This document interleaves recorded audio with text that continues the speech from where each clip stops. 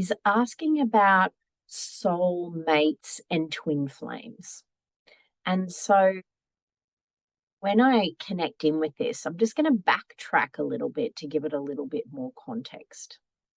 And so what happens, as I'm sure that many of you would be aware or would have heard something similar, that when we incarnate, our soul decides what experiences that it would like to have while we're here.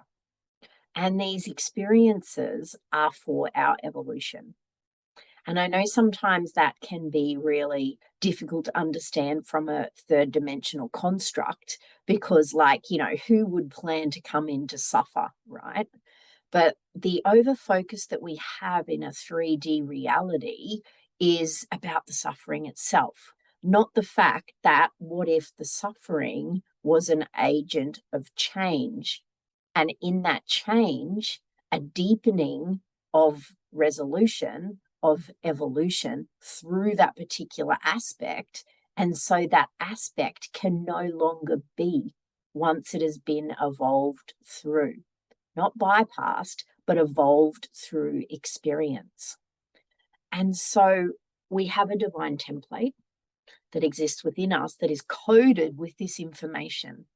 And why that's the case is so these codes draw to us experiences to ensure that we meet the evolutions that our soul desires to have while being here in any particular timeline incarnation.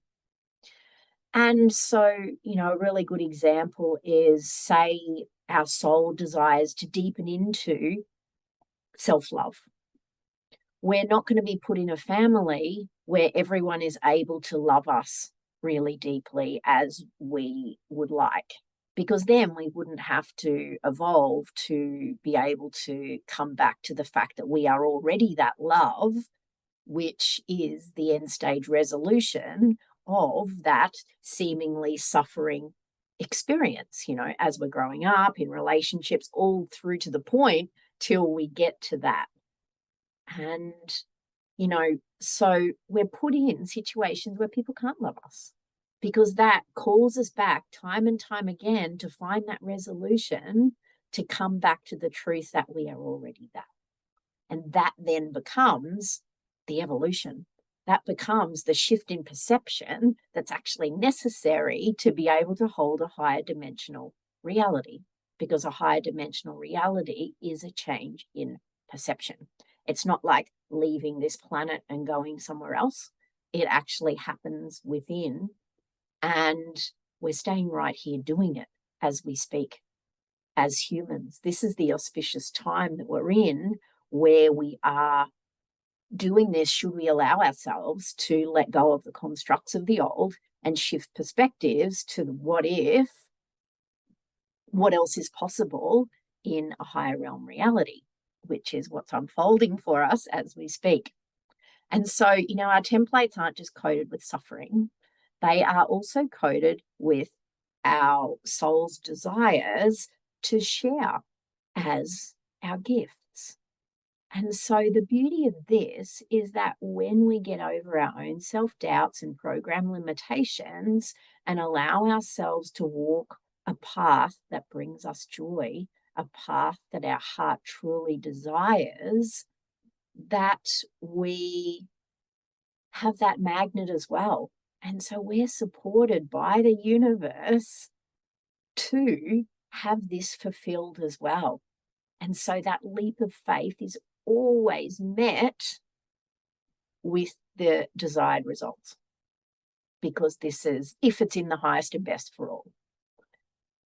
Sometimes we have distortions that we believe are in our highest and best, and at those times those things don't happen because it is actually in our highest and best for those things not to happen, rather than it happening and then it being problematic. And so a leap of faith is always met if it is for the benefit of all. Just sitting with that Just sitting with that for a moment. If it's for the benefit of all, including you, is always met with universal flow and support. And I'm sure you've all had that experience at some level, some time as well, when, you've kind of hesitated to do something that your heart really desired to do. And then you finally had the courage to do it, and it was amazing. And this is a prime example. And if we meet that and we have the courage to do something and it doesn't work out as we expected, can we trust that that's actually in our highest benefit, that didn't work out?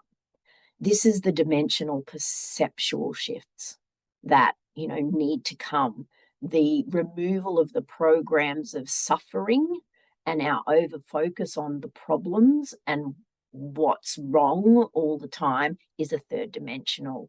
It's not even a true third dimensional construct, because love is all there is. It is blanket programs that have been manipulated from an even lower frequency reality. I mean, as we can see with all of the suffering, it was never quite meant to be, the way that it is, in some spaces. And we continue to perpetuate it by focusing on what we don't want, rather than creating change that moves that energy through us, those feelings of joy. If we can feel that rise in energy and that expansiveness, it's a sign that that's the right path. Sometimes when we meet that resistance, of something, that can just be our doubts and fears. So it's good to be attuned to that as well and not think, oh, no, that's just, to then confirm our lack of courage to move forward by saying, oh, no, I had an intuition that it wasn't the right thing to do, but really it's just fear that's keeping us stuck. So that's a distinction. But, if we go into our beautiful heart space, spend the time, the 5 minutes beaming into your heart, so that you are in the frequency of love, you'll know the difference. So we're not making decisions here. We're making decisions by the true felt sense, which means spending the time to attune to it first so that you become a match to it, your highest frequency, and then do the inquiry. And that's where you're going to get a lot more clarity, from that space. But anyway, I digress. But at the same time, that was important to put context into twin flames and soulmates. And so soulmates as such are beingnesses or souls that we also have agreements with, that are going to show up in different points of our lives to support us no matter what. These are the unconditional types of friendships, relationships. Sometimes they're partnered relationships. Sometimes they're just amazing friends.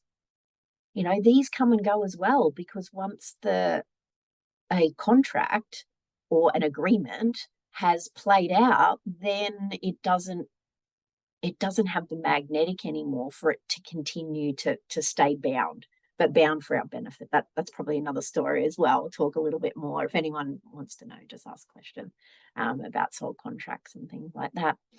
But the soulmates, so these soulmates are people that we have agreements with, that we're going to help each other out. We're going to help each other out at different times, and the meeting, whatever transpires in those particular relationships, are there for the benefit of all. Now, when we're talking about twin flames, or what the connotation of twin flames is the mirror. When we meet the mirror of ourselves. And so, again, it often feels very tumultuous, but there's a higher benefit, because what happens is these people reflect back to us what we may not be noticing about ourselves. So the mirror, the twin, what's there? And I'm sure it gets the flame connotation with it, because it can be like being in the fire, facing your own stuff. And, so again, in the greater reality, these relationships are beneficial.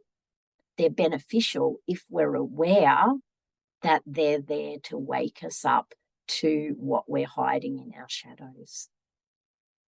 Again, it doesn't mean if, somebody's a bully that you're a bully, but what it often more means is that if someone's bullying you, it's because you're bullying you as well.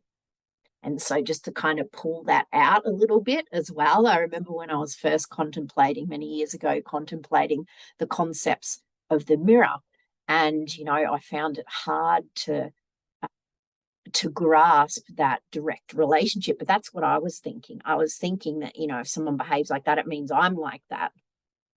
But it's broader than that. So it's like it doesn't necessarily mean that you're like that, but there's some aspect where you're playing into that same, into that same type of cycle. And so are you bullying yourself?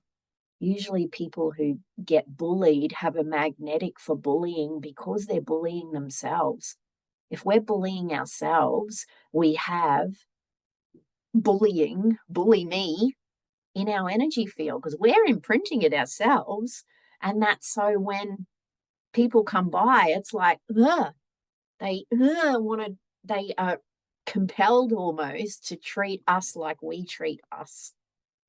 It's such a fascinating thing, particularly to move through out the other side of that. It's like people are people pleasers. We give and give and give and give. What do you think we're going to magnetize? People who take and take and take and take and take. If we keep getting taken from and taken advantage of, it doesn't mean we do that to other people, which is what I, in black and white first, when I was first, contemplating that aspect. But it's like, if people are, taking advantage of us, are we letting that happen? Are we letting that happen? Is that a pattern we've set up to try and be valued from the outside? But when we're trying to seek value from the outside, we're never going to get value from the outside until we have it within, because the law of mirrors is actually here to serve us. That big gaping hole of lack of self-value and self-worth can never be filled from the outside. It's like a bottomless pit. We can keep trying to shove stuff in there from the outside, getting other people's validation through our people pleasing to try and fill this gap. But the gap never gets filled because it's something that needs to come from the inside. And so when people are mirroring that to us, it's showing us where the gap is, where that pattern already exists within us of not being valued. And so that's more the twin flame type of energy.